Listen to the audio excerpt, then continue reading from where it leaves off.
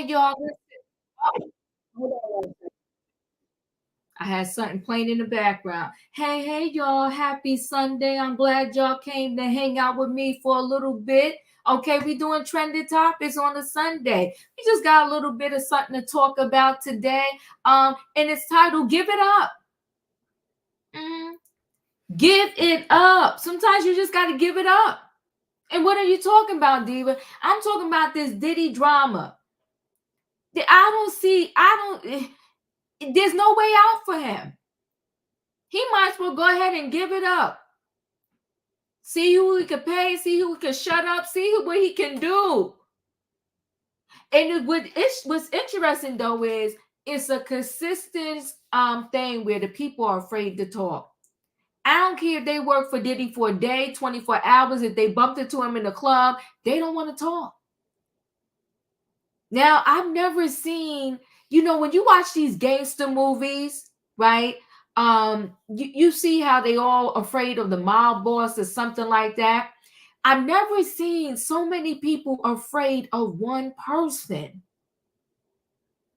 This man was messy.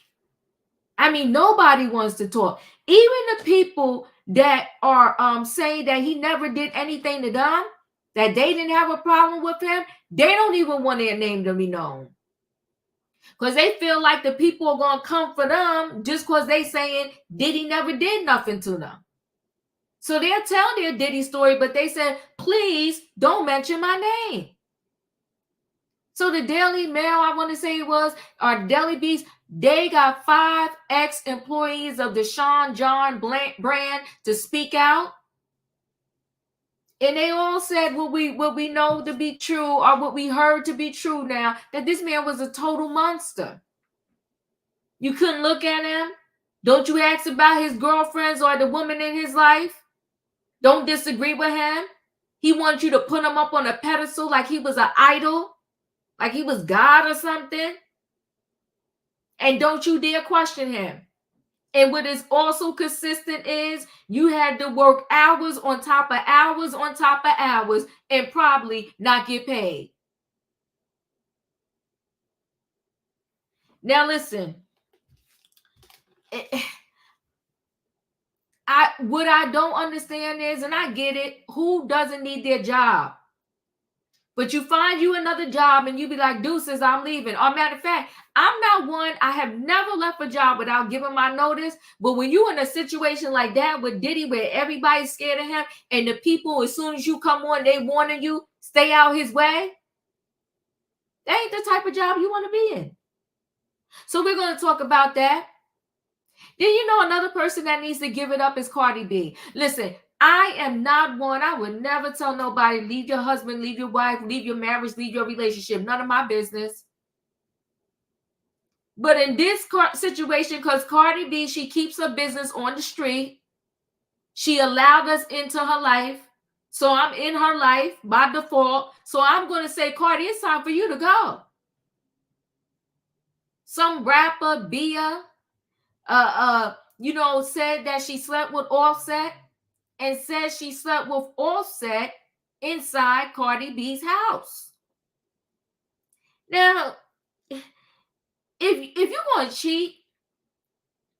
cheat. Go to a hotel, go to that person's house. But when you bring the chick into our home, you have gone gutter low. And for a chick to go in another person's home and sleep in their bed or on their couch or in their bathroom and go in their refrigerator and get some food, you dirty too. That's the lowest of the lows. Y'all cheating and y'all can't afford to go to no hotel. What you don't want to be seen, I don't care where you do. Do it in her house, do it in it. You brought the chick in your home where your kids lay their head. But I don't know if y'all remember, it was a while back when Tasha K had this girl that claimed she was sleeping with Offset and showed the pictures and said in the background that was Cardi B's son Way's bed or toy or something like that. So she had pictures to prove that she was in their home. How low can you go? It's one thing you cheating, but you gonna bring the chick up in our home? Where they do that at? Well, apparently that's what Offset does, allegedly. And my thing is, if you can go that low, then there's no telling what you won't do. Now, it seems like, it appears like from the moment those two said I do or before, Offset has been disrespecting Cardi B. What else do you want, girlfriend? This man done told you 10 times over, you ain't the one. And you want to do a whole article talking about he my best friend. How do you stop speaking to your best friend? Listen, I know best friends that stop speaking all day long. I know people that had 10, 20 years in of a friendship and something went down and they start speaking. Girl, it's doable.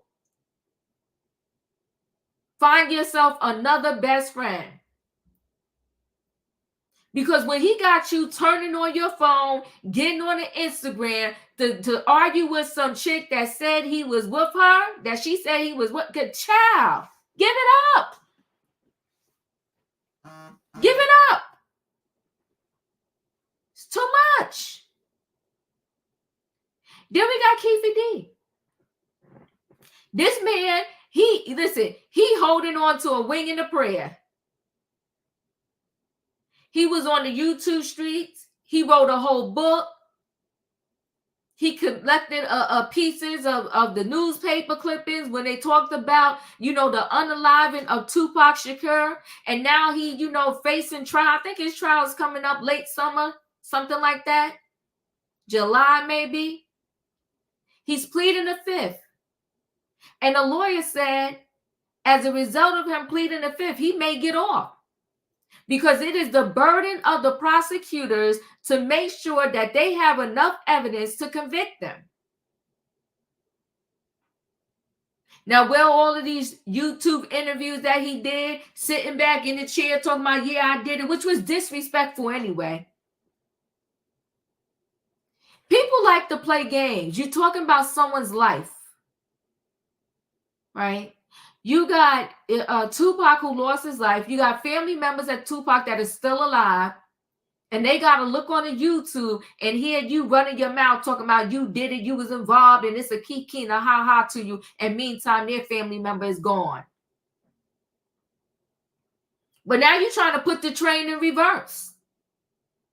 Talking about I was lying, I was joking, I wanted fame, I wanted money. Off of somebody's dead body? Gutter low. So we're going to see how this thing pans out with Keefe D and him pleading the fifth. But I'm of the mindset, you know what? He another one. He need to give it up. You done wrote a book saying you did it. You done ran your mouth for 99 YouTube interviews saying you did it. And now you want us to believe that you don't know nothing, you didn't do nothing, you wasn't a part of it, and you should walk free. We're going to talk about it. Because you need to just give it up, Keefe D. You was messy. You was wrong. And all the money you made profiting off of somebody not being here, you need to give that up too. It should go to charity. It should go to Tupac's family.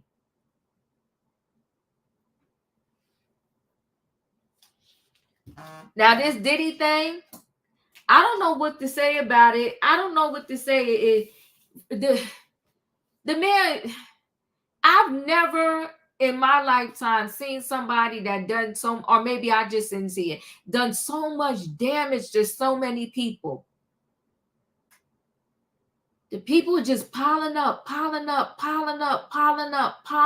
saying this man was an absolute monster.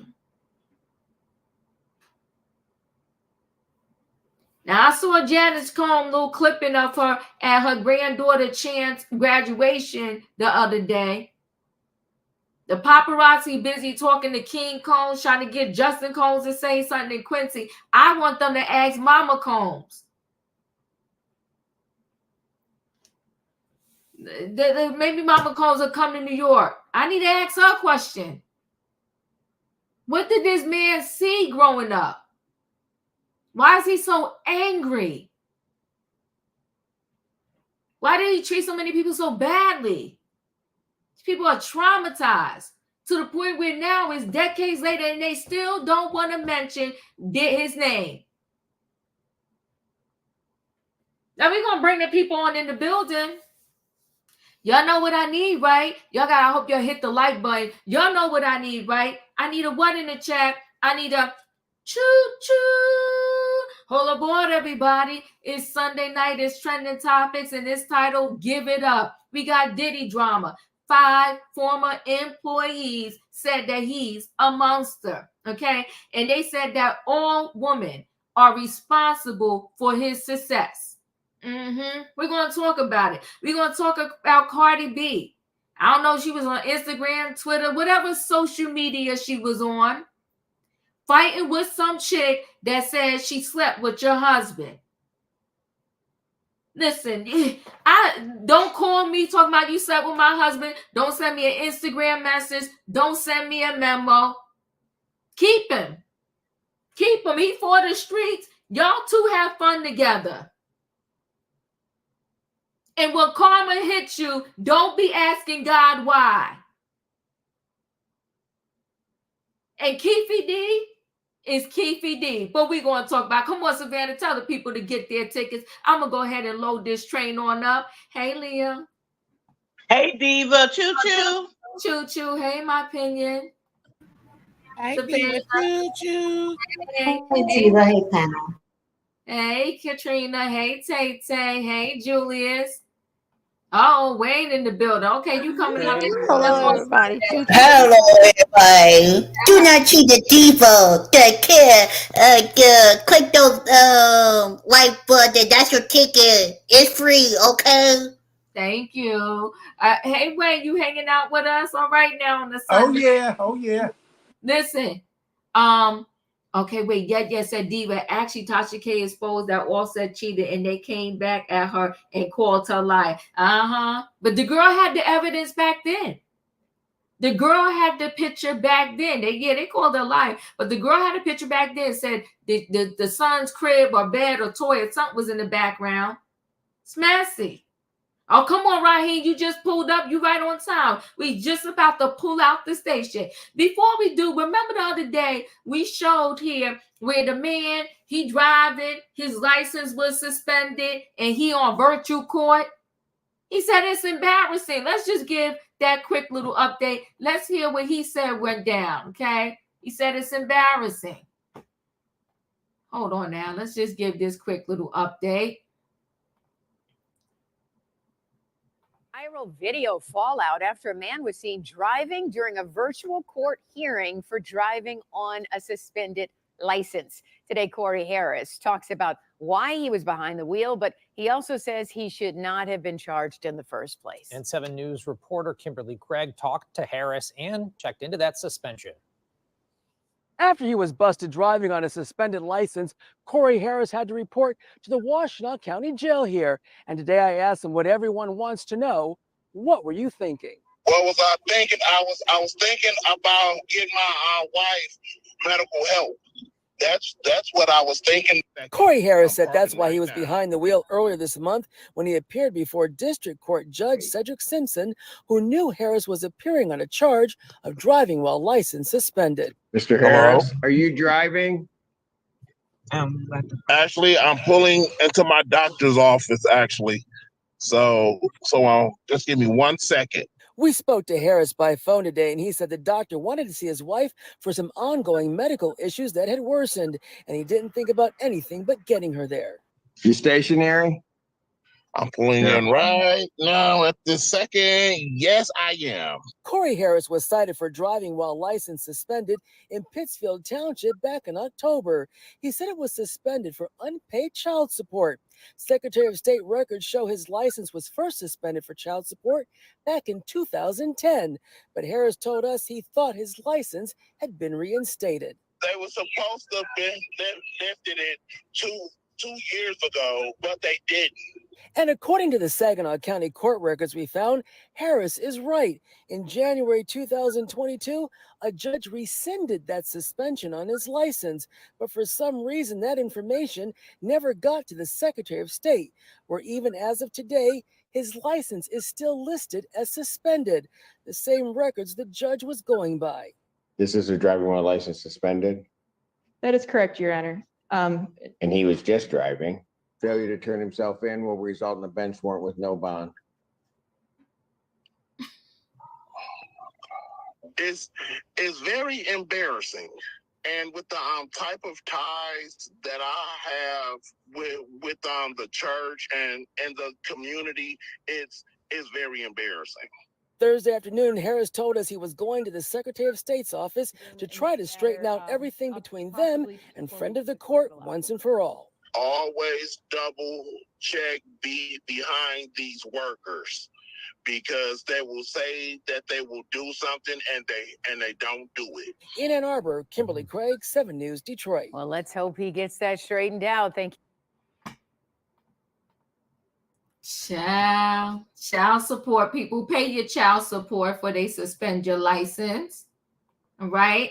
I just wanted to give y'all that update because he said it's very embarrassing. He's got ties with the church and everything. Well, if you got ties with the church, then you know you should be paying your child support. But you know, we just have to give her that little information. But I will say, yes, you know, he was suspended, but they did rescind the suspension. So maybe it wasn't his fault. We're going to get right into this first story, okay? Let's go ahead and talk about Diddy's former employees. Now, this article is long, so I'm not going to read the whole thing to you. I'm going to summarize it up a little bit, but I will share the screen, okay? So hold on one second there. So, blood, threats, and tears inside Diddy's nightmare workplace, a culture affair.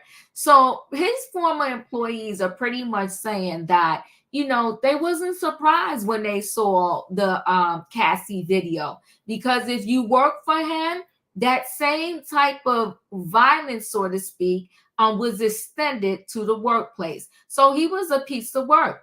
So 5 ex-employees of Sean Diddy Combs' companies revealed that the rapper allegedly abusive tendencies extended to the workplace, including face grabbing, not you grabbing on my face, and violent threats, okay? So this month, the world witnessed surveillance video that would forever change whatever reputation remained for Sean Diddy Combs. The undeniable imaginary of Combs beating his imagery of Combs beating his ex-girlfriend Cassie in a hotel hallway left no doubt in the minds of anyone who watched it that the hip-hop star was at the very least an abuser. Combs had already been accused of a slew of horrifically violent behaviors after Cassie first alleged that she suffered beating, psychological torment, and more at the hands in a lawsuit against him last November. Since then, 6 more suits have emerged alleging the rapper and former brand mogul engaged in assault, forcible substances to people, and even ST operation. Now, 5 former Combs employees told the Daily Beast that the rapper allegedly abusive tendencies in his personal life extended to a disturbingly toxic work environment, okay? Former employees of Combs' lifestyle brand Sean John and Blue Flame, I don't remember Blue Flame for whatever reason, have now shuttered advertising agency recalled erotic behavior while in Combs' employee, including instances where he grabbed, berated, and threatened them. These former staffers spoke to the Daily Beast under the condition of an anonymity out of fear of retribution. One female Sean John ex-employee shared a harrowing account about a time Combs grabbed her face following a disagreement about a creative decision. He didn't like that I wasn't agreeing with him, and he wasn't interested in hearing my point of view, the former employee recalled. Instead, Combs allegedly began to yell and compared himself to a renowned fashion designer. When you speak to me, you should imagine that you're talking to Karl Lagerfeld, she recalled Combs telling her. Anything I say, assume is coming from Karl. At that point, I didn't have a response to that. And he reaches out and he grabs my face, she added. He put one hand on both sides of my cheeks and stuck and says, stick out your tongue. and then he squeezes my face harder and yells at me to stick out my tongue, forces his hands on my face. She recounted how Combs then told her he just wanted to see if her tongue was bleeding because she was clearly biting it. I started looking for a job immediately after that moment, she said. I just wasn't interested in being there to deal with that kind of treatment. You have to really idolize him and see him as an icon. I didn't. I was there. I was just there to do my job. The former staffer was one of several who told the Daily Beast that they weren't shocked by the disturbing surveillance video released early this month, showing Combs assaulting Cassie in the hallway of a Los Angeles hotel in 2016. After CNN published the footage, the rapper apologized, telling fans, I hit rock bottom. I make no excuses. My behavior on that video is inexcusable. I take full responsibility for my actions in that video. Page 6 later reported that Combs was incensed that the hotel footage doesn't tell the full story, according to an insider. I'm sorry that it took this long, the ex-staffer said. I hope he gets what's coming to him. Another former employee told the Daily Beast that he was fired after making eye contact with Combs, visibly expressing disappointment when the mogul showed up hours late for a meeting. From the employee perspective, Combs took the look that I gave him personally. There was erratic behavior. There was definitely what I would consider mental abuse. How he spoke to us as employees, the person said, adding that he often worked from 7 a.m. to 11 p.m. because Combs demands and the culture of fear the rapper had created in the workplace. There was a lot of profanity, kind of aggressive, in your face, physically in your face kind of stuff, the employee said. The former Sean John employee said the work environment was like Game of Thrones, with everyone walking on eggshells and some colleagues throwing others under the bus to stay in Combs' good graces. The employee added of their time at the company, when people ask me about it, I always tell them it was the worst experience I ever had in my life. In one meeting, the employee recorded, the designer informed Combs his team was inundated with work and couldn't complete a specific project. Combs, then known as Puffy, stopped in the middle of my presentation, told him he wasn't inundated with anything, and to say it one more effing time, and walked up to him face to face, lip to lip, and said, say it one more time, MFer. Oh. The ex-employee continued, he felt as though he should never be questioned, and what he says is what it is. During one episode at Fashion Week, his relationship with his boss changed for good. After inquiring with Sean John CEO Jeffrey Tweedy about whether an unidentified woman at the event was Combs' girlfriend, the employee said the rapper seemed possessive over his girl pal. He said Tweedy replied in a huff, you can't ask questions like that. What are you doing? Then Puff came over and didn't even look at me and said, what did he say? And then Jeff said to Puff, he was asking about your girl. Combs' employee came, glared at him, shook his head, and walked away. That night before the employee left, he thanked Combs for the invitation. He claimed the rapper grabbed him very forcefully, walked him to the elevator, and declared, we want this to work out. You can't ask questions like that. This is New York. While the employee said he didn't see Cassie at the office often enough to witness any of the violent treatment she described in her lawsuit, he said the infamous hotel video was not a shock at all. Yet another former employee, Sean John employee, recalled how Combs oversaw the company through fear. One company director was so terrified of the rapper turned mogul, he'd leave the building every time Combs arrived, the former staffer claimed. Turnover at the company was high. A marketing director might have lasted only 6 months. The ex-employee also echoed the toxic work culture that others described firsthand. In fact, they said there was a specific term used around the office, catching a brick, for when a staffer became a target for Combs. It was as if you were walking down the street and someone randomly threw a brick at your head out of the blue, this former Combs employee said. Out of the blue, if he was unhappy with something that you might not have done, but he thought you did, you caught a break. They continue recounting how Combs verbally attacked him until I was surrounded by security guards who rushed over while he was 6 inches from my face, screaming at me, telling me I effed up. That is when I learned what a brick is. I caught my first brick, my only brick. The employee put up with the rapper and the culture for a time because the opportunity he gave to young Black entrepreneurs, people that had a vision and passion, it was super inspirational. For this former clones employee, the Cassie video did not come as a shock. I was surprised by the level of violence that he had toward Cassie in that video. I didn't see his anger going to that level. I really didn't. I wouldn't have stayed had I known what was going on. I'll tell you that much. Cassie settled her lawsuit in November. We all know that. While her lawsuit accused Cone of ST and SB, it also included claims of SH, gender discrimination, in a hostile work environment. The legal papers mirror what some employees told the Daily Beast they faced in the office: loyalty to Combs without question. Mr. Combs' aggressive and demanding approach to those he worked with made it impossible for anyone to challenge him. The complaint stated. And Ms. Ventura soon learned that Mr. Combs insisted on blind loyalty from everyone in his inner circle. Still, the suit also said that Combs would order his employees to lure Cassie back when she tried to escape throughout their relationship. We know that. Mr. Combs and employees of Bad Boy Entertainment, Mr. Combs related businesses, but no one dared to speak up against them, their frightening and ferocious boss. A former Blue Flame employee echoed the experience of those who worked at Sean John.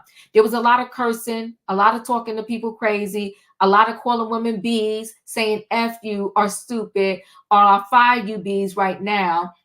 She said that in her experience, she never seen him be like that with men unless they had no power or stature in the industry. Combs' female assistants would warn newcomers about his behavior, she added. Everyone was kind of cautioned that, oh, he might say something weird or something off, but we're told they should just turn the other way. His assistants and representatives would be like, we just keep it moving. He has so many assistants, I can't remember who they all were. Although women were treated the worst in her experience, the former employee underscored that a substantial portion of the rapper's success is owed to women. I think the public persona of him is that he is around a lot of men, but a lot of women have made him money, she said. He has a lot of power, but I don't think a lot of people understand how many women work for him. This former employee specifically referenced Combs executives, Dia Sims, Erica Koo, and Erin Harris as examples of powerful women who collectively have been critical to his growth. Sims was formerly Combs' assistant before she became president of Combs Enterprise, along with Koo, former Sean by Sean Combs creative director, and Harris, former SVP of Combs Enterprises. The three executives now hold prestigious roles outside of Diddy's sphere of influence. I can't say these women are pushovers, she continued. They are effing brilliant if you ask me. But I will hope that power didn't come at the cost of them turning a blind eye to other people's suffering, since Koo and Harris did not respond to the Daily Beast request for comments. Not everyone who spoke to the Daily Press had such poor experience, but even those with positive things to say about working with Combs acknowledged that he could be intimidating and scary and mean, are aware of rumors about his abusive behavior. One person who worked closely with Sean and who was provided to the Daily Beast Combs representatives in lieu of an official statement said the above horror stories were simply not the experience I had. Despite his net positive time working for Combs, this former employee asked to remain anonymous because no matter what side of the argument I'm on, there's no benefit for me, and it would be very detrimental to my personal life and career if I'm identified. I don't think he was exceptionally crazy, he said. It was intense work. The hours were not normal, but I spent so much time up there at Sean John, and I never heard of any of this stuff, he said. Added he never seen Combs talk down or be aggressive with any employee. He could be intimidating and scary and mean, but there was always this underlying professionalism to him, he added. You felt like he was pushing you to get the absolute best, last little bit out of you. Another former employee at Combs Companies who asked to remain anonymous in order to speak freely about her experience also said that the rapper treated her well. He lives up to everything, she said, referring to his standards and successes as a businessman. However, she added, you learn to understand what you're dealing with. Before she took the job, she was warned that Combs was unconventional to work with, but actually ended up liking him. We had to learn to get along together, she explained. The insider did say the workplace was full of rumors that Combs' relationship with Cassie was volatile. After seeing the hotel video last week, the former employee says she washed her hands of the mogul. I'm done, she said. I didn't even listen to the apology. It's not worth my time. The latest lawsuit we know is from April Lampos, accuses him of battery in SA in the 90s. And just weeks, CNN reported that Combs' accusers would appear before a federal grand jury as the U.S.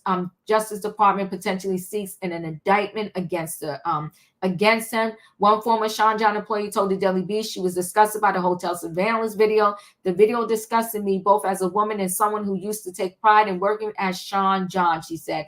I'm shocked because he always claimed to be a God-fearing person, but there is no God in abusing women you claim to love. Ooh, it's a lot. Leo, your thoughts? It's a lot, and none of it surprises me. I've been in the workforce, oh Lord have mercy, probably 35 years, I guess, and almost 36.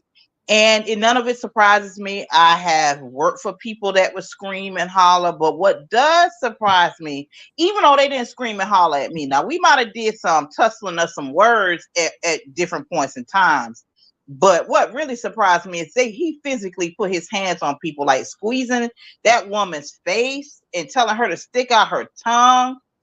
It is, I don't care how, I will eat ramen noodles and have me a cardboard box up under the bridge before I let you put your hands on me. And all I'm doing here is to work a check. Yeah. I cannot. I will not.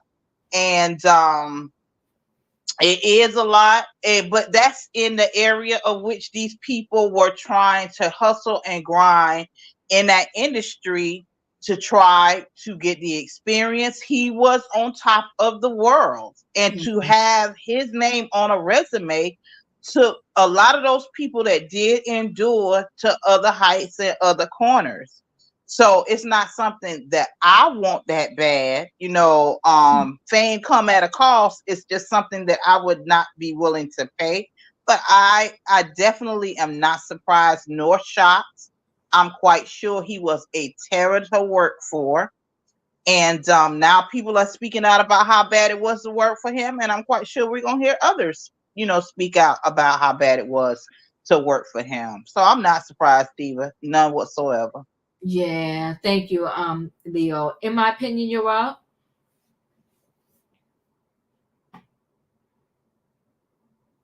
You there?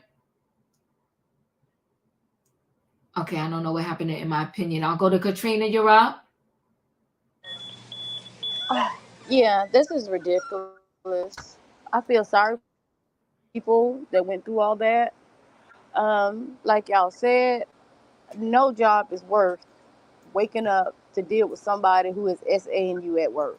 It already stressed enough that you got to go to work and do your job, but yet on top of that, you got to deal with a predator.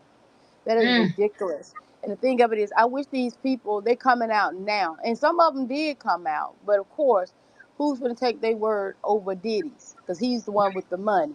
So some of them probably did come out. I'm not going to say all of them did, but some of them probably did come out. And they're not going to take a poor person word over a rich person. They're going to go with Diddy. Diddy's not doing this. It's all that. It'll be a facade or whatever. So I'm just glad these people are trying to get justice and trying to get some type of security and some type of focus in their life, because I know it turmoils them. I mean, it torments them all the time, just thinking about what they had to go through dealing with him. And then seeing his face and he on these videos dancing like nobody child. Anyway, I just hope they get some relief. I hope they get a stress-free life. I hope they get some peace. And I just hope that he gets exactly what's coming to him. That's all I got, Diva. I appreciate you. Felicia, you're up. So it's my turn, and good evening, everybody. I hope you had a good Sunday. And congratulations to each and every employee who still works for Mr. Combs. Oh, my God. You have just gotten your lawsuit laid out right in front of you. You don't have to go look far for witnesses. You can call up, just Google employment lawyers. And you're looking at a good summer and a nice payday. What you just read to us, Diva. So those who are still employed there, if they think they're going to still have careers, I don't think they think so in terms of what they may have been doing. I understand that was dissolved. And I looked up this Blue Flame company. So what this Blue Flame thing was, it was his digital PR company, his social media group. It was all in-house. So these 4 people, Dion Graham, Dunny West, Carlos Duval, and Cato, they operated as an extension of Diddy's in-house marketing agency called Blue Flame. The versatile unit worked fluidly across his entire portfolio of brands. Quote, "We're doing the work of a full-service agency, and we're just 4 guys," says Duval. "We're covering his lifestyle, and his lifestyle seamlessly includes these various brands and products." So they were forced to work around the clock at a fast pace, and the team designed their own business model for powering Combs' personal brand. Quote, "It's built on show and prove," says Delval, "whether it's posting inspirational messages like, 'Hey, baby love and bro love here,' or the way we capture his lifestyle from every angle. Ooh, the twins are at prom. Everything we do impacts culture.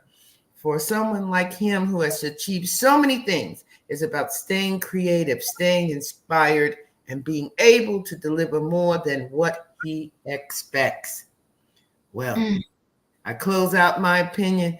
Congratulations to all of the people who are still employed. And I know you ain't been paid. The lawsuit has been laid out for you in this article. I encourage you to reach out to an employment attorney in your vicinity and file your suit. I'm done. Thank you. I appreciate you, Felicia. In my opinion, are you there? Okay, I'll go to. Oh, go ahead. I think Diddy is getting what he deserves. He done terrorized women, men, children, everybody for a long time. Yeah. And now he's finally getting what he deserves. I don't believe these people are lying on him, but I do believe that they're coming out of the woodwork now trying to get a payday or a quick check. And I feel like you stayed there for the money. You didn't say nothing when you saw these women being abused. Why come out now? I appreciate you. Thank you so much. Savannah, you're up. While I appreciate this story, it is no secret, especially in South Miami, that Sean has been abusing undocumented immigrant workers that service his homes on Start Island for years. I do know that there was a story before the pandemic that there was some of his staff that had complained for. I know there was a landscaping company. That's I believe that's where the information came from, because I don't think it went to a lawsuit. However, there was a complaint against him when it came to the Department of Labor. But most of these undocumented workers, for fear of being deported or being retaliated against, they don't really report the abuse or the accusations that are going on. But it has been for quite a while. Rick Ross is another one that does the same thing, because it is cheap labor, and they know that they can put fear in these workers. But it has been going on for years, and I can't wait till that story comes out, because I think that's also something that Homeland Security is looking into. Oh my God. Oh, not the undocumented. Oh my goodness. Tay, you up? Thank you, Savannah. Look at here. I'm not gonna work for that devil right there, okay? I'm not. I wish he would say that to me right there. I would kick him first. I would bite him first, and then kick him where it's hurt right there, and I throw face at him right there. Do not disrespect me, because I will sit on you, put you in the headlock, and call 911. And then, well, actually, you're going to hit the floor first, and then I'll call 911 for you. Okay? Do not play with me. I feel bad for the women who work for him. That's all, Diva. Okay, I appreciate you. Julius, you're up.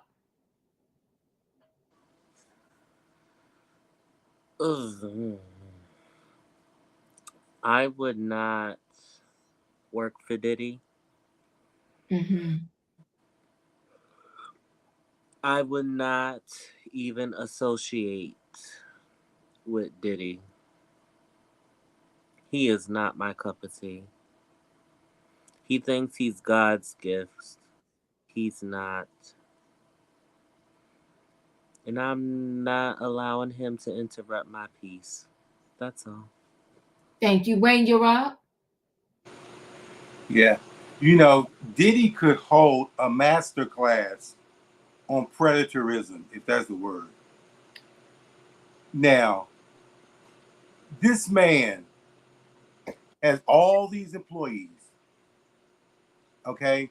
And their stories are totally opposite to the extreme. One, I've seen this, I'm not shocked.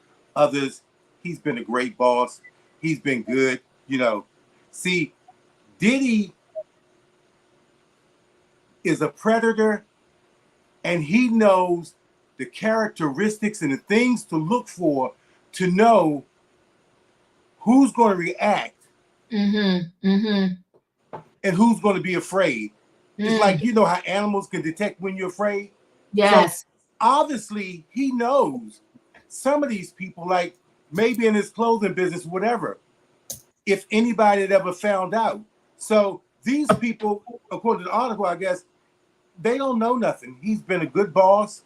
He's been this. They've never seen anything like that. So he has to be good for people to be at total, you know, opposite ends. That's never seen nothing, when some have seen everything and not shocked. Yeah. I mean, he definitely needs to be put away, because he's a professional in what he does. I believe some of the people that work for him, maybe they were recommended by somebody, you know, higher than Diddy, and knew if they look sideways and this person reports back to somebody that's higher than Diddy. You know what I mean? Yes. You know, like Savannah was saying, if he has migrant workers, who are they gonna run to? Nobody. So he knows the ones. He knows the ones, you know, I'm sure them young ones that come in there and all giddy over him, you know, and willing to do everything, got him. So he picks and chooses, but he's good at it, because people are saying totally different things. Yeah. I'm done. I appreciate you, Wayne. Thank you. Smoke, you're up. First of all, howdy, salutations, y'all. I've been watching from the sidelines, and I saw a seat open. I was like, let me get on the train tonight. Also, happy Pride and happy Juneteenth. And happy Sunday, first Sunday for y'all. So what we talking about Diddy and like working for Diddy, the gist of it, like, I've worked for people who have had elements of a Diddy personality, and when I say that, like, they didn't have the money, but there's nothing worse going into a job, let's say 5 days a week, and someone causing you like emotional distress. And when I mean that is like, it's traumatizing to the point where you have a physical reaction around this person. And I can only imagine working for Diddy, that's even amplified. So I have worked with it. I got through it, but like it takes like a toll on your mental. And some people, they will look the other way because of the money they're getting. So like that probably explains why people are still afraid to talk, even though we have all the evidence we need to like crucify him and whatnot. But I know we like to, we like to look at both sides of things. Something is telling me that however Diddy was coming up in like the rap game in like the late 80s, early 90s, he dealt with someone similar to that. And I think I forgot the guy's name. Actually, no, he's the guy that Clive Davis?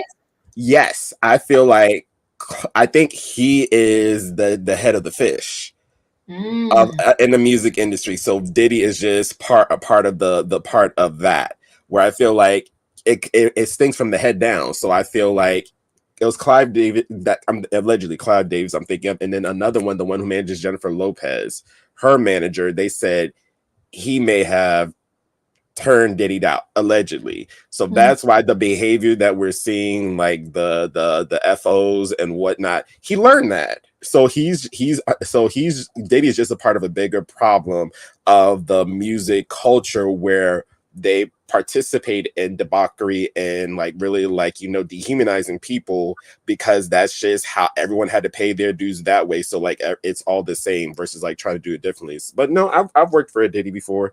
It's not fun. I wouldn't do it again. I don't care how much. There's not enough zeros on the check for that. Yeah, a lot of people are blaming this on Clive Davis, right? But let me just throw this out there. Yeah, come on now, Increased Manners. You connecting with me here. They said back at Howard University, before he even met Clive Davis, this man was a menace to society. And they said at Howard University, his parties were legendary. So if you want to back it up, and we're just talking rumors right now, if we want to back it up to the rumors that are out there on the streets right now, the rumors are leading and the breadcrumbs are leading back to Mama Combs, Janice Combs. Now, they said allegedly Mama was a lady of the night. I'll put it nicely. And that she was the originator, so to speak, of the FOs, and he watched her do some things, and that's where it all started. So although maybe in the industry he might have engaged with others that have done some sinister things or that liked things that he's accused of doing, but this is beyond and before Clive Davis. This started way back when.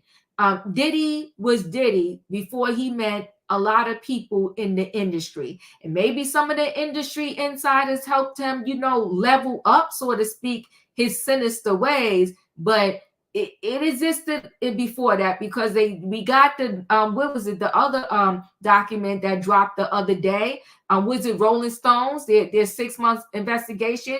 We're saying he was beating the chick with a belt allegedly on the campus of Howard University. And those Howard University students said that Diddy, he was known as Puffy back then.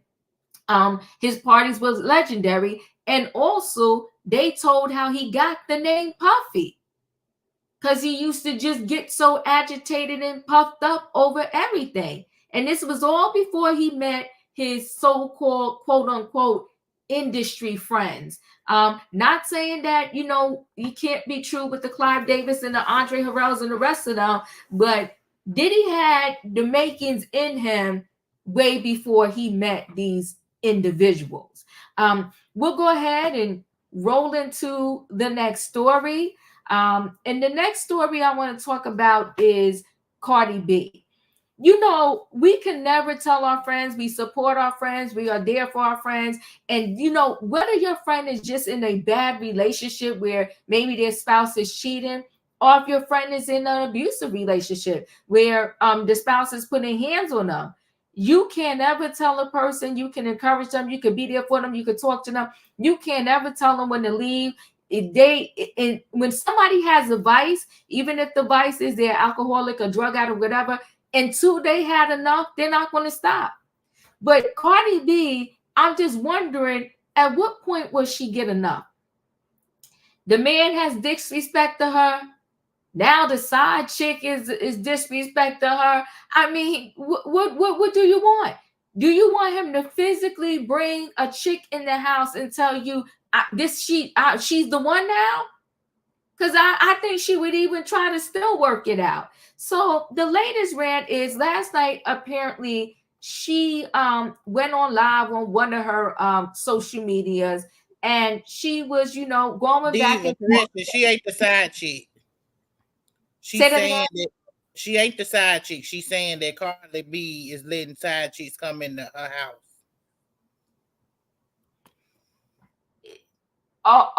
So B it said but I thought she said in this rap that she alleges that she was with him too. No, she said you got women in your house sleeping with your husband while you ain't there. Okay, so all right, so so rapper B slams Cardi B a new diss song, claims Offset cheated on her cheated on her in their home. Oh, good gosh. Okay. So this is the chick that did the rap song. So she's saying it's not her, but she's saying you allowed him to do it with others in your home. It's interesting though. She can be of Cardi B family, so to speak, or whatever. This chick. Another day, another rap beat. Rapper Bia slammed Cardi B in a new diss song, claiming the Bodak Yellow's husband Offset cheated on her in their home. Let me just pause this because hold on one second, guys. Because in that particular video, there's music playing. She plays her little rap song. Hold on one second. So rapper B, okay. Put it on your game that they ain't F you in. Put it on your name since you so gangster like you effing friends. Put it on your hubby since you love lying on your vows. Wrote all my verses. I can do this as for hours. Bia 32 rapped in an untitled track shared on Instagram early Sunday morning. Okay, I can't play it because she's playing her music behind it. I'll be damned if I let a N, F, or B inside my house. Your money long and you split that. Your N saying that's ours. The whole lot of money rapper Born Bianca, also playing Cardi 31, had mid-surgery, doesn't write her own music, and has second grade level speaking skills. Sue me? That's not hip hop, be a caption in the post, referring to Cardi threatening to take legal action against her. Hours before Bia dropped her diss song, the Grammy writer, whose real name is, and that's Cardi B, I ain't gonna mess up her name, went live on Instagram saying she would sue her for claiming Cardi B cheated on the Migos rapper, also 32. I'ma sue you, and you got to come with receipts, and not social media receipts, court receipts, Cardi said. I will get every little effing red penny that you ever effing made, B. Every money that you make off your publishing. So find something safe to do. Oh my goodness. The beef between Bia and Cardi intensified in March when the former accused the latter of copying her music and fashion style. The I Like It rapper didn't address Bia on her verse of Gorilla and Megan Thee Stallion's Wannabe remix, which was released Friday. Guess I'm a teacher since you want to snub me. She did what? Had no idea. Thought she was on the shelf? IKEA. Hope she talked like, oh. Sorry, guys, these ads. Where am I? And child is reading this. Hope she talk like that when I see her. B, please, don't nobody want to be ya. Fans pointed out that the be ya sounds like a play on Bia's name. Meanwhile, Cardi recently reconciled with Offset, Born, and that's his name, after confirming they split in December 2023. The couple who secretly wed in September 2017 shared kids Couture 5 and Wave 2. Page 6 reached out to both Cardi and Offset's rest for a comment about Bia's song, but did not immediately hear back. Oh, this is a mess. I just wish Cardi B would just stay off the Instagram, because this is just so messy. Leo, your thoughts?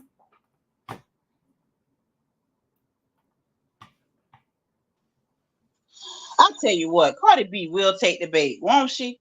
Oh, This Bia, I mean, the girl is just shouting you out just so y'all can get into a little bit of scrimmage on the social medias just to get her song played.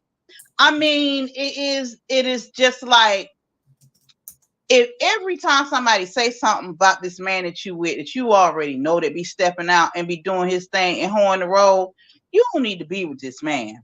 Yeah. It is a total embarrassment. Girl, go get a Cardi B. Girl, go get a life. Go do something else. Go get yourself together. Take your children. Do what you need to do.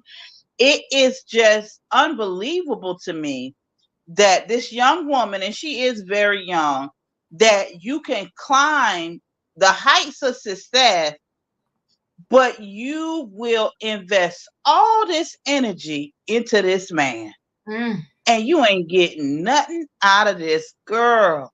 But it's gonna do nothing but age you. You are going to grow old running behind this man. Girl, I don't know. Maybe her family is probably telling her, girl, give it up, let it go.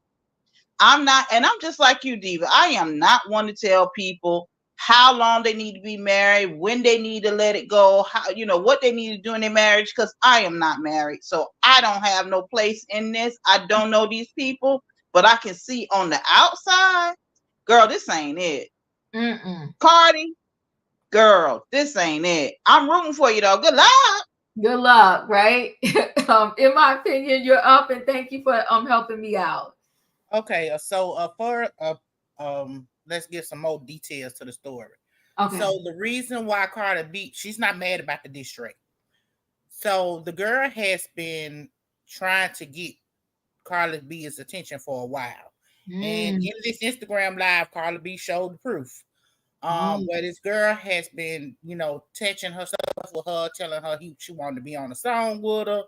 Then when she came out with Enough, she said she took her song, she included the song, just trying to get Cardi B attention. And Cardi B was like, I'm not interested.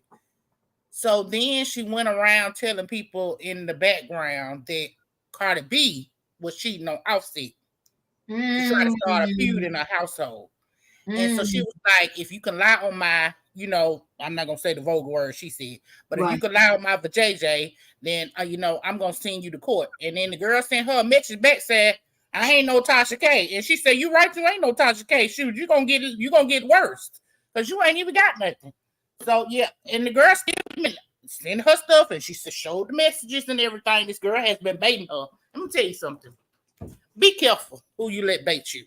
Okay, because once they feel like they got you on the hook, they're gonna keep on going. But I do wish Cardi B would take a minute to calm herself down and get off the internet, because you need to handle this behind the scenes. Just like she was giving you those messages behind the scenes, she hasn't been showing her hands. But you pulling out your receipts. I'm glad you showed your receipts because I thought she was wilding out too, so I had to watch it. Right. I'm glad she showed her receipts. But Cardi B, take this and do it behind the scenes, because now it looks like you are mad because of this diss track. Even though I know she's not, I still feel like take this behind the scenes. Handle this like a real woman. Yeah. I appreciate you. Thank you for that update. Savannah, you're up. Cardi B is the real Miss Petty of the social media realms, and that's Nicki Minaj's last name. She falls for anything and everything. I wish she would focus on her music, her children, on doing something else. I'm so sick of Cardi B. Didn't she just put out an article on that they're good, or I don't understand. I hardly recognize her anymore. She's done so much work to her face, her body. I'm not a fan of Cardi, and I just really wish that she would grow up already, because it's the same love and hip hop character that she's been playing for years with absolutely no growth, whether it's personally or professionally. I'm just sick of Cardi B. I don't even know this story. I haven't seen anything. I don't follow her, but I'm just sick of Cardi B. Yeah. I wish she grows up. Poor thing. Julius, you're up. So, like, okay, we know Offset is a dog. You ain't telling me nothing new. You ain't telling me nothing new. Okay, you F them what in the bed? So you a proud side piece, and you want like what you want. So I will say this to Cardi, girl. I'm tired about hearing all these people's and everything else, and you responding on the social media. Cardi, if you watching this tonight, you deserve better. But you will only get better until you see internally for yourself that you deserve better. Because you came from nothing.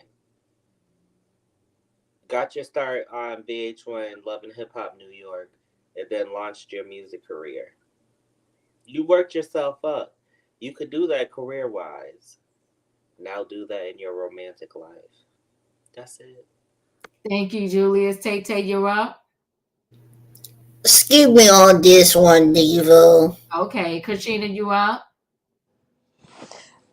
Yeah, Bia, the rap that you rapped, girl, it's garbage. It's trash. Oh. Anyway, it is. Trust me, I heard it. It's trash. But the thing of it with Cardi B, like Julia said, you worked your way up from being a stripper, from being homeless, from being from a D and men and taking their money and stuff. So you came a long way. When you got on Love and Hip Hop, you know, people was talking about her then. They was talking about her looks. So I think her self esteem is down. You know, because they were always talking about her teeth and the way she talked or whatsoever. So she would have her teeth done when she got her money.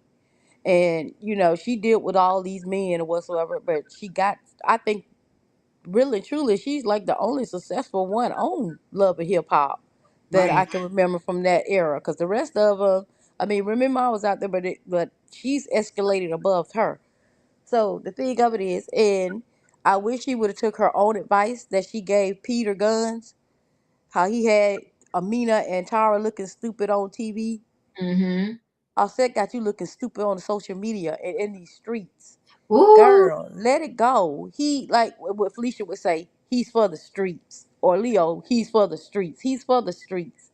Like I said, looking at him, I'm not saying I'm not going about nobody looks, but he probably didn't have a lot of girlfriends in high school. And once he got the money, you know the women came. And the thing of it is, these women, what type of women are you? You know this man is married. Even though he's out there cheating, you're cheating too. And the thing of is, I was quoted from the Bible, when a woman knows a man is married and she cheats with him, she's more into it than, I mean, she's more damning herself than him. But either way, it's still a sin. And you know you know he's married. You know he's married. I mean, good Lord, buy a vibrator. But what I'm saying is, she just need to get herself to a point where, girl, leave the social media alone. Bill made a song with Nicki Minaj, that Whole Lot of Money remix mess. So I guess she's trying to get a thing with you because you know that her and Nicki is beefing. I just wish that she would get herself off social media. You got all this money. You got way more money than him. Level yourself up. You don't have to be with a man. Get yourself together. You was in strip clubs, you know, you was doing these with the men whatsoever you was doing. Level yourself up, because she was for the marry a convict while she was on Love and Hip Hop. Just get yourself together, Cardi. You you have the yeah, Party did write all her raps. I'm not gonna lie on that. He do write her raps. She never said he didn't. So that's one thing Bill said and everybody already knew. But the thing of it is, I wish she would just level herself up and realize that she is the person that she needs to be. You got kids. You turn yourself into a beautiful woman with your surgeries and stuff. But you got it. Just because you looking good on the outside don't mean your inside is all good. So if you're not feeling good in the inside, your outside, I don't care how beautiful you think you are, it's not going to show. So level yourself up to the point where you need to be. And maybe, hopefully, you'll get your mind, your mentality to where you need to be. That's all I got, Diva. I appreciate you. Felicia, you're up. Oh my goodness. I don't always want to pass. So I'm just going to say I'm going to pass because Cardi don't know how. I'm done.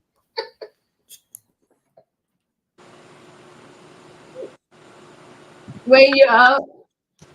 It's a saying, you can take the woman out the strip club. You can take the strip club out the woman. Cardi is for the streets. Oh my That's God. why she wants street. Game recognized game. That's what she wants. She getting right down with these in the street, on the YouTube streets or whatever streets, with these people that ain't got pot to piss in, no window to throw it out of, and she wastes her time with these people and get on social media. I don't feel sorry for her. Get therapy. Do like everybody. All right, get some therapy. Get yourself together. But if you don't, that's okay. Because if you like it, I love it for you. Enjoy yourself. Y'all rough tonight. Cardi B. Smoke, you're up. To quote the great auntie herself, Iyanla Van Zandt, fix my life. Beloved, if it is there in your life, it is there by energetic invitation. We will what we allow is what we get. And honestly, she likes the lifestyle she gets being with this man and what it provides. The image of it, but the actual reality of it is not pretty. So I learned a long time ago to stay out of my friend's business. Like, I'll listen maybe once or twice, but if you keep making the same decision, I'll just shake my head and be like, oh, okay, I'm so sorry to hear that. So anyways, like, it's not none of my concern. You will only do better. If you know better, you'll do better. And clearly she doesn't want to know better, so she's not going to do better. So she likes the situation she's in. So in the words of Wayne, if she like it, I love it for her. Ooh. Okay. Cardi keeps the lights on while Offset is busy with the lights off. Yikes. All right, y'all. I'm not mad. We're going to go ahead and roll into the next story. So, Keefe D, I want to say his trial's coming up in July. And so an expert lawyer weighed in and said that, you know what? Because we always say over here, silence is golden. So this lawyer is pretty much saying that silence is golden and it might help him get off. So that's Keefe D. So she says, silent witness. Tupac's suspect Keefe D stands a chance of walking free despite the murder confession by refusing to take the stand, a lawyer warns. Plus, why it's taking so long for justice in the Tupac case. So ex-gangster Keefe D. Davis is allegedly giving himself a fighting chance of walking away a free man despite confessing to the murder of rapper Tupac Shakur. Keefe's refusal to give evidence about his links to Tupac's death places huge pressure on prosecutors, according to an expert. So in Keefe's, wait, did I miss something else? And in Keefe staying silent at a trial, despite confessing to police and the media about his alleged key role in the crime, could sway a jury and result in him getting off. That is the insight of a top U.S. lawyer who says Keefe's multiple admissions to planning Tupac's 1996 powwowing may not be enough to send him to jail. Attorney Jamie Wright spoke exclusively to U.S. Sun as Keefe is set to stand trial after pleading not guilty in November 2023. Wright said the prosecution has the burden of proof and it has to be beyond a reasonable doubt, right? If there's any kind of doubt that at any point a jury can say it is not guilty or maybe they're even hung. The benefit is by not speaking sometimes, juries, they form opinions about you based on what you say or how you present it because they're looking at so many things. They're not just listening to the evidence, but they're also watching the person. By invoking his right to remain silent, he solely places the burden on the prosecution to say, we have enough evidence to make this beyond a reasonable doubt, which is almost, if not 100%, but it's way beyond 50. So it places the burden on the prosecution. They have a lot more work to do if he decides, I'm not going to say anything at all. Many confessions. Keefe gave interviews to police in 2008 and 2009, explaining his intimate knowledge of the hit and detailing the alleged moment of the unaliving by his nephew, Orlando Anderson. He outlined similar criminality in his memoir, Compton Street Legend. And he also told media outlets about his alleged involvement. Despite his comments, he now claims he made it all up for money and fame, although this may not stand up in court.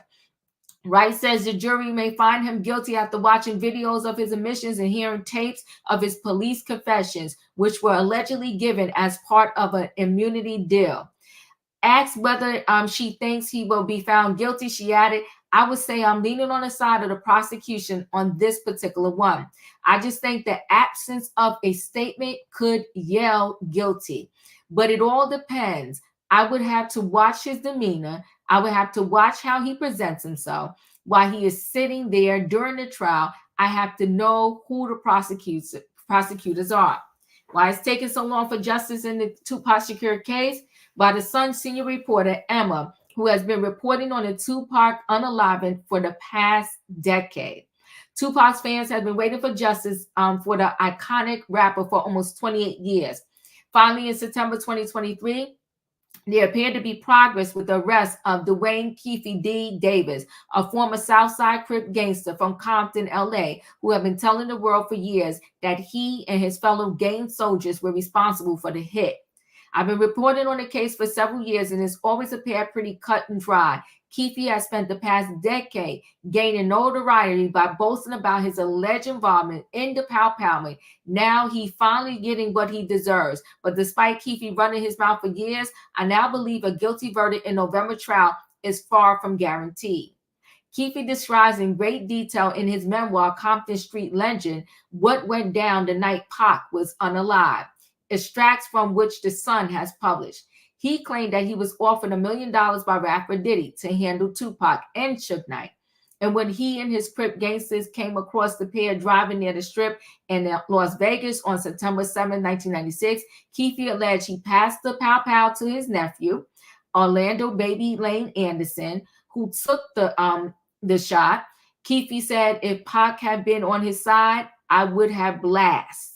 Keefe reported those claims multiple times over the year on YouTube channel documentaries and even in tape confessions to the police when he believed he could not be prosecuted. In one confession to the LAPD, Keefe appeared completely remorseless, telling detectives, we didn't give a F. The ambulance for Tupac was parked right next to us. That S was as funny as a MFer. The Sun has been publishing stories about Keefe's self-confessed involvement in the crime since 2018. I sent many links to his confessions to Las Vegas Metropolitan Police Department, asking them why this man had not been arrested yet. They would thank me for the info, but said that they could not comment because the case was still active. From the outside, it looked like no action was being taken at all. We spoke to former detectives involved in the case and documentary makers who all felt utterly frustrated at the lack of progress in the case. When even published a plea from former LAPD detective Greg, who had probed the murders, urging Las Vegas cops to arrest Keefe back in 2020. For years, the case appeared to have been forgotten and ignored, to be left forever unsolved. But finally, in the summer of 2023, we got word from our sources that there had been a huge development in the case. A secret grand jury, a secret grand jury was due to be held on whether or not Keefe should be indicted. I was dubious at first, but around the same time, a house in Henderson, Nevada, linked to Keefe was raided in July as part of the Tupac investigations. Things were heating up. Later that summer, behind closed doors, jurors listened to hours of testimonies from former cops, detectives, and coroners involved in the Tupac case, and gangsters and associates of Keefe's and Pac's from back in the day. They were shown graphic photos of Tupac's bullet-ridden body. After days of evidence, they decided there was enough evidence to prosecute Keefe. Once the secret documents were released, I pored over the transcripts while interesting, telling stories they heard secondhand. None of the prosecution witnesses had a clear look at who Pow Pow Pop. One witness, Devonna Lee, claimed another gangster called Big Dre took the shot, not Orlando. Many things weren't as clear cut as I first thought. Keefe was then arrested on September 30th, 2023 at his home. Body cam footage was obtained from the scene showed Keefe bragging to cops even as he was handcuffed in the back of the police car, telling officers he was involved in the biggest case in Las Vegas history. Following Keefe's multiple appearances in court, he seems to have lost much of that bravado and now cuts a sad, lonely figure. Suffering from various health problems as a result of cancer, he's struggling to cope with the brutalities of jail life and can't get together enough money to afford his bail. He feels some of his old Southside Crip associates, men he handed wads of cash to in his glory days, have just abandoned him. Keefe is now desperate. I lost my own spot with her. Keefe is now desperate to get out of jail, and his defense stems is leaning on his claim that he completely made up his involvement in Tupac's murder for fame and money. He saw other people cashing in on the murder, so he thought he would too. He reckons his confession to police were all lies. He made it up because he was under a plea deal and thought it would help him beat his other charges. And according to his lawyer, Carl Arnold, he wasn't even in Las Vegas on the night of the Pow Powing. Arnold remains convinced he will see his client walk free, and their secret weapon could be former Death Row Records boss Suge Knight. As the only other person still alive from either car, Suge currently is in prison for a fatal hit and run, would be a key witness. Suge is the only person still alive who knows what went down. He saw the person who did it. While he said he won't testify at a November trial, Suge has claimed in TMZ interview from prison that Orlando was not the one who did it, which again throws into doubt Keefe's versions of events. Keefe and his lawyer are hoping they might be able to change his mind and persuade him to testify for the defense, and Suge holds the power to blow the prosecution's case apart. And if Keefe walks free, will there ever be justice for Pop? Are they the star prosecutors in that office? Are they lawyers who have been trying cases for 30 years? She asked. Just because you're a prosecutor doesn't mean that you're a good trial lawyer. Wright makes it clear that multiple confessions are often still not enough in criminal trials to convict someone. When jurors are brought into a courtroom, they are given instructions at the beginning of the trial.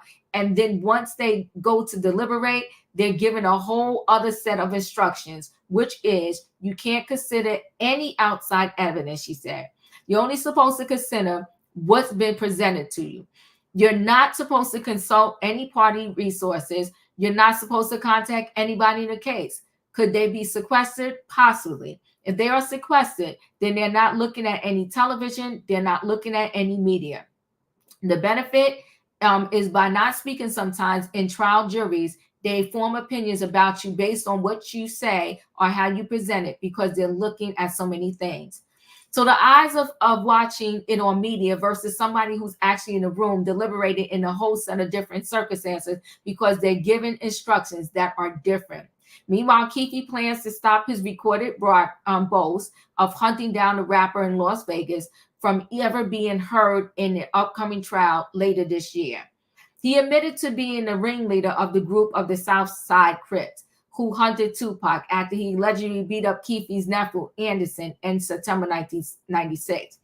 Keefe's lawyer, Carl Arnold, is optimistic that a 2009 tape interview with Metro Police will not be featured in the trial, claiming it's legally problematic and worthless as evidence. That's the lawyer who is giving her opinion on this case. Whew, it's a lot there. For him to be laughing about it is horrific. I don't know how this case is going to go, but we are going to follow it on this channel here. Leo, what are your thoughts? Hold on, Leo. Can y'all please hit the like button? It's over 200 people in here. Can we match it with the likes? Thank y'all. Thank you, Katrina. Leo, you're up. Man, I'm so sick of Keefe D. Keefe D I go back to what you always say, Diva. Are you dumb, stupid, or both? He is the meme. They need to type that in. Are you dumb, stupid, or both? His picture will come up, and at the bottom, it's going to say you are dumb, stupid, and both. I'm so sick of Keefe D. Whatever happens, happens. I mean, I'm gonna get off the line because I ain't got nothing else. Whatever. Good luck to him too as well. Mazel That's right. tov. I know that's right. In my opinion, you're up. Well, Leo got one thing right. He is both. I just don't understand for the life of me nobody claiming something. Even if you thought you couldn't be charged, you claim something to the officers that could land you in prison for life. Yeah. That's gotta be the most dumbest thing I have ever heard of. I don't care if I had immunity or they waived my you wouldn't hear me tell nobody nothing that could get me locked up for life. It's not smart. And I don't think nobody else is thinking stupid like this. And he said he did it for fame and for money. It can't be that much fame and money in the world. I appreciate you, Savannah. You're up. Keefe D is starting to remind me of Monique and Sydney. He's been, how many years have we been hearing this story from Keefe D? I think this goes back to before 2010, because I recall the interview with him doing the book. You can't be claiming that you know, then you don't know, you saw, you don't. Here's another one we got to get rid of in 2024. He put himself behind bars. He locked himself up. It's time for accountability, and I'm sick of him too. There's another one that needs to go. Yeah, I appreciate you. Thank you so much, Savannah. Wayne, you're up. Yeah, I'm with Savannah. He got to go.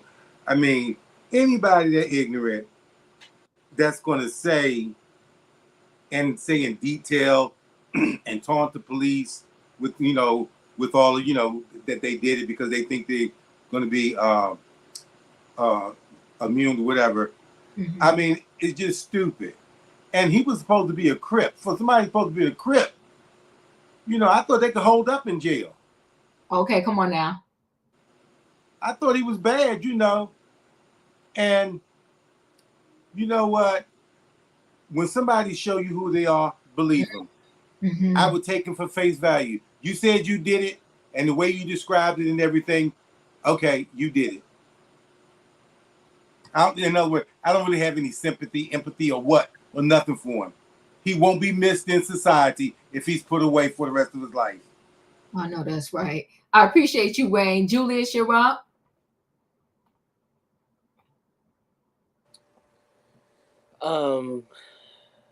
This is he's a big dummy. Mm-hmm. Big dang dummy. You did all that bragging. But like the saying goes, you fluff around, you gonna find out. And he finding out. That's all. Big dummy. Yes, big dummy. Tay, you're up. I'm gonna say in Felicia's voice, the key said, my God, he is so stupid. You big dummy. Lord. All I say, don't drop the soap. That's all, you big dummy. I appreciate you, Tay. Thank you. Felicia, you're up. There's so many things going on with this case, right? Because we've been following him now for about 4 or 5 months. No, yes. More than that. Because we're around the holidays when he was crying because he couldn't go home Thanksgiving. Okay. And he was out there talking to his son on the phone that was being monitored. And he said, son, did we get the green light? He goes, Dad, we'll talk about it later. Dummy. Yeah. But so we do know tonight that Mr. D has obtained an attorney, Carl Arnold. He didn't have one before. Remember? Yes, you are correct. Right. When we saw the clip, he was saying, my lawyer, I'm going to get him and blah, blah, blah. So I did a little quick research on Carl Arnold. He's okay. He's okay. Okay. I don't know if he's going to be as good as that prosecutor, though. And I apologize for not remembering his name. But he was no joke. Mm-hmm. Yeah. But Mr. D will have a better representation than the public defender. That I will say. And Mr. Arnold is a Howard grad. So I don't know where this connection comes in at, how he got. So that's interesting. So I think that's going to evolve as well. And the other thing is, I recall when I was watching Collect Calls with Suge Knight, Suge been telling us he's about to get out now. Okay. So then, what this article said, there's only one other person alive that really knows what happened. Mm-hmm. And that's Suge Knight. Mm-hmm. And we know right now, I cannot remember the date, but I think we're at least 2 weeks in, that all of the mainstream media has run a Sean Combs story every single day. Every day. So I think it's at least 2 weeks. So they want Mr. Combs. It's not going to make a difference to us folks here on the ground. But there's one person, and this person is running their own business out of a penitentiary. Come He's on now. got advertisers and supporters, and he's telling people, if you owe me money, run me my money to my baby over there at school. You know where she go to school because I need my money. So he's still doing what he do. So I would not be surprised that if Mr. D has, because I don't recall what that thing was that we read on your show before that he had, where he's supposed to have immunity and it could be used against him, blah, blah, blah. So let's say all that falls apart because, yes, he's a big dummy. He's stupid. I didn't believe from the beginning that he knew anything about it, but okay. But if this is to get Mr. Combs, and they're willing to trade out a Suge Knight, reduce his sentence a little bit, give him weekends off, maybe even build him a whole broadcasting station right there in the jail. I don't know, because anything is possible these days. Right. You certainly see it happening. I can see it happening because they want Mr. Combs. They do. Want him. They do. They do. So a lot going on. I'm going to follow it with you, Diva. Thanks. They want him by any means necessary. Okay. Keefe D could not put up bail. How can he afford a lawyer? His trial does not start until November 2024. Listen, I don't know what's going on with Keefe D, but smoke you up. I have nothing to add to this topic, so I'm going to yield back my time. I appreciate you. Katrina, you're up. Diva, I know you don't like doing this, but can we see that picture again? Which one? Keefe D. Because I already clicked out of it because sometimes my computer doesn't hold too many screens open, but I'll try to pull it back up while you talk. Go talk. Which one you talking about, Katrina? When he's with the slippers?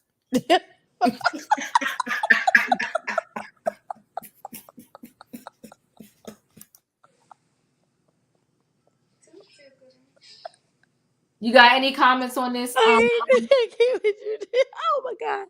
Oh, he looked like Elmer Fudd and he act like Elmer Fudd.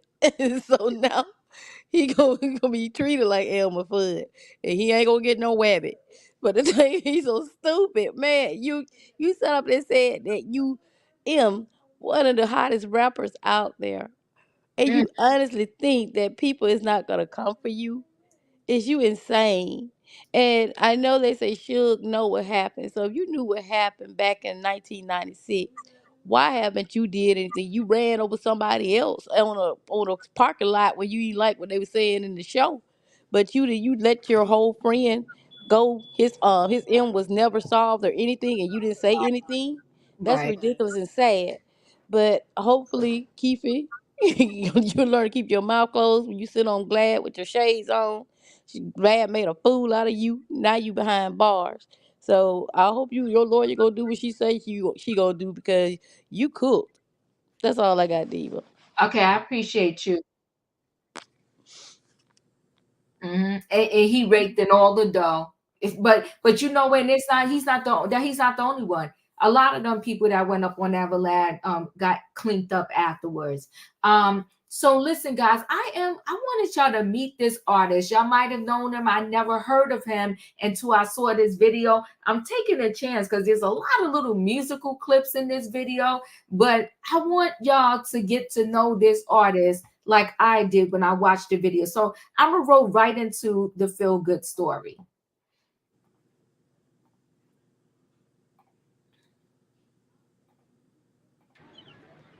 In downtown Los Angeles, the sounds of the city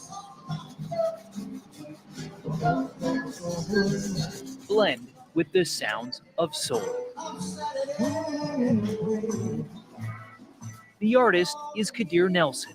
You may not know who he is, but you'll find his work on the covers of magazines, albums, on posters, and postage stamps.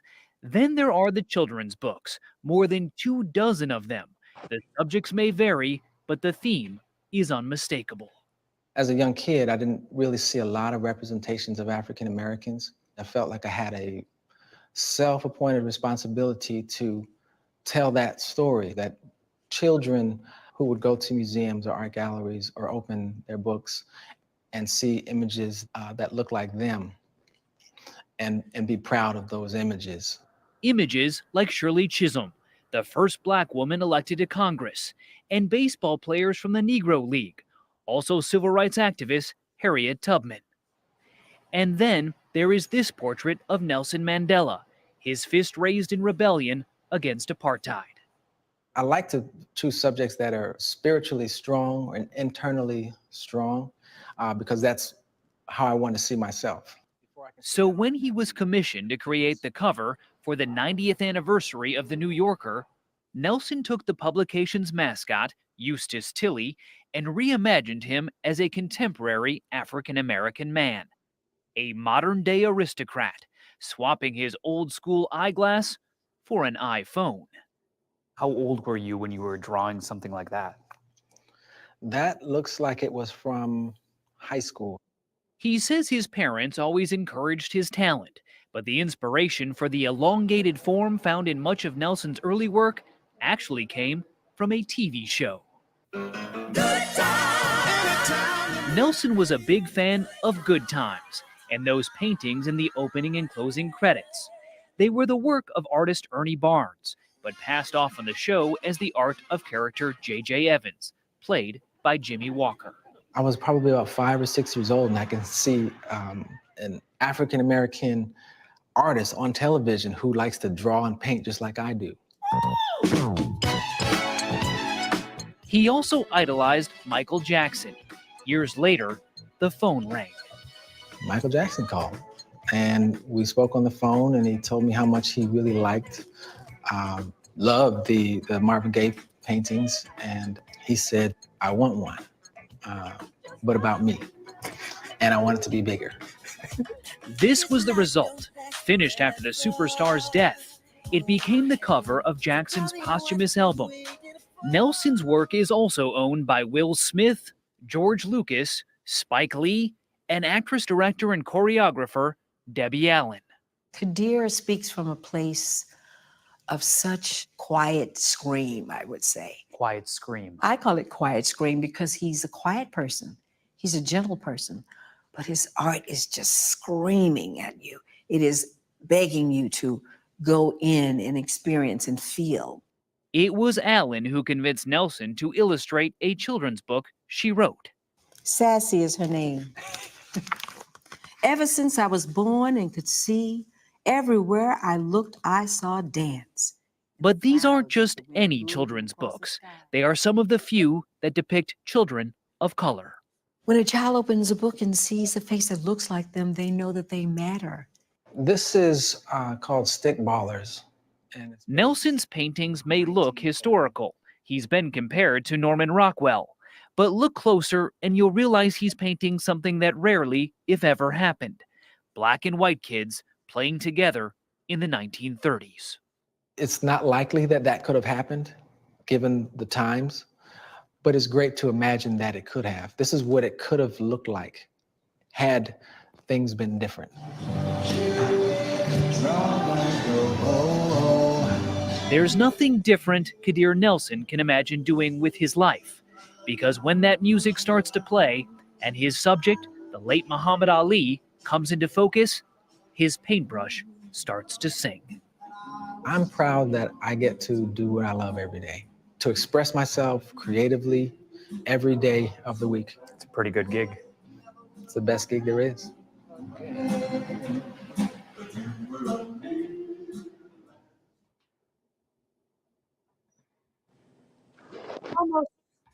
Good story again, Diva. That was beautiful. I love that. When I first seen that painting, that's the first thing that fell in my mind was Good Times. Yeah, I never heard of him. Yeah, very good story. Love his story. Love his work. Amazing artist. And you know what? All I can say to everybody is dream on, follow your dreams. Don't let anybody kill your dreams. I'm glad y'all spent part of your Sunday with me. I appreciate y'all. If you did not hit the like button on the way in, y'all know the routine. Hit the like button on the way out. Thank you guys. Good night and goodbye, everybody. Do not cheat the diva or